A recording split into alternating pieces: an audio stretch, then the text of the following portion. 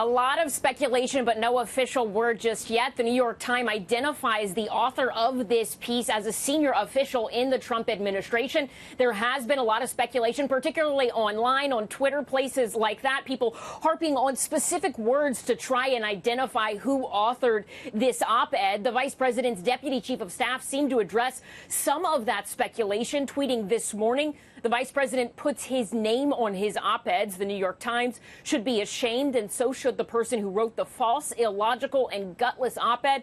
Our office is above such amateur acts. Secretary of State Mike Pompeo is in India, but he's weighing in on this as well.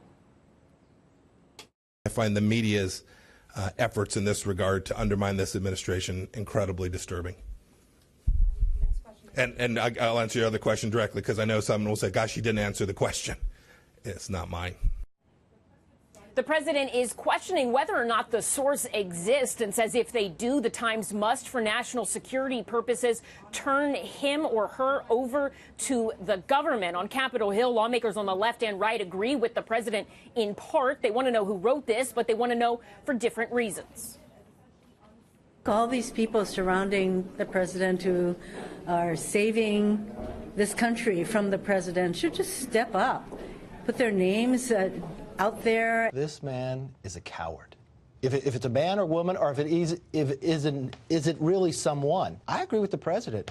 I think it is a real problem that they should come forward and say who this person is. Now, remember, a senior administration official is not necessarily someone who works at the White House every day. There are a number of federal agencies all across Washington, D.C., and there are political appointees in all of them, from the VA to the EPA. Sandra? Ellison, what are some of the specific claims in this Times op-ed?